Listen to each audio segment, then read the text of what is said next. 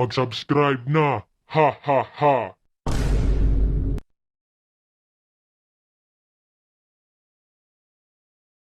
Uy pre, kamusta? Okay ka lang dyan? Uy pre, anong nangyari sa'yo?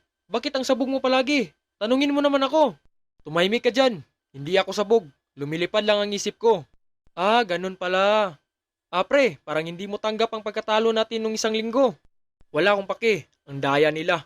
Hinabol pa tayo sa kanilang aso. Pasalamat mga yun. Hahaha, ganun pala yung dahilan. Pero babawi lang tayo sa susunod. Paano tayo makakabawi? Hindi ko na sila nakita kung saan sila naglalaro ngayon. Parang hindi tayo makabawi nito.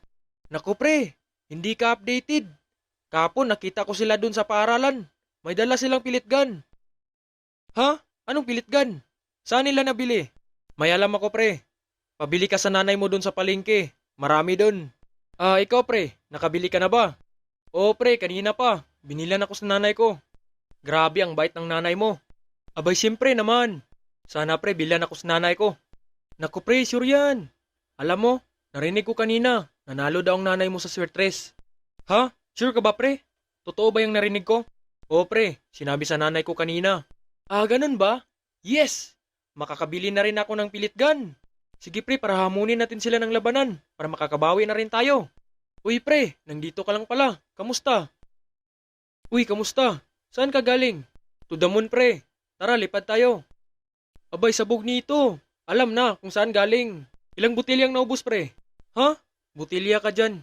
Hindi ako nag-rugby. Haha, joke lang. Uy pre, di ba may pasok bukas? Oo pre, bakit? Kasi sabi ni Ulok, hindi daw siya papasok bukas. Nako, gumana naman ang katamaran ni Ulok. Si Ulok ba? Haha, nakita ko doon, may kalaro siya.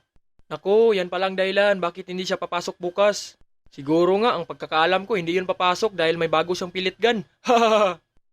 Haha, walang iya. O sige, alis na kayo, baka mabutan kayo sa nanay ko. Sige pre, bukas na lang tayo magkita sa school.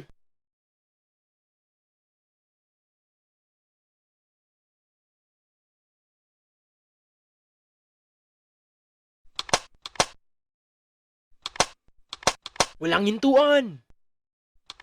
Boss, anong dapat nating gawin? Tatawag pa tayo ng backup?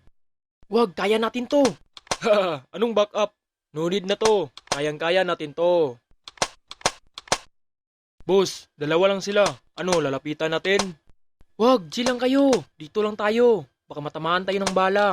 Alam mo naman na hirap sumugod ng harapan. Boss, bakit kaya dalawa lang sila? Hindi ko nga alam eh. Ano boss, lapitan natin? Sabing wag, ang titigas ng ulo nyo. Natural boss, matigas to. Oh, napakatigas talaga. Napakatigas ng mukha mo. Parang simento. Uy, anong pinagsasabi nyo? Focus kayo sa kalaban, baka matamaan kayo. Aray, natamaan ako. Napakasakit. Relax ka lang pre, malayo pa yan sa bituka. Parang hindi ko na kaya pre. Ha, napakayabang kasi. Yan, tuloy natamaan. Ha ha ha.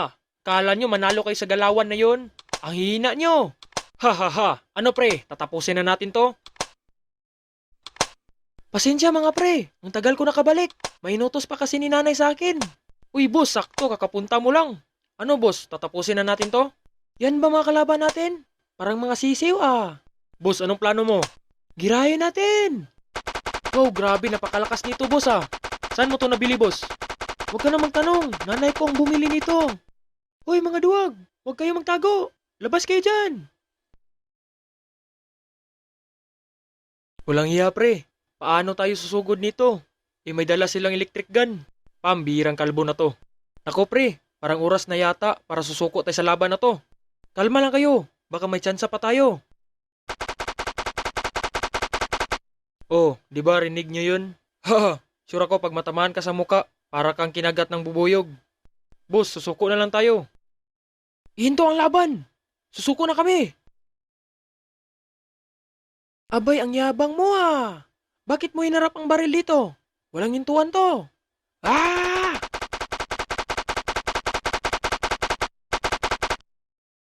Maglinis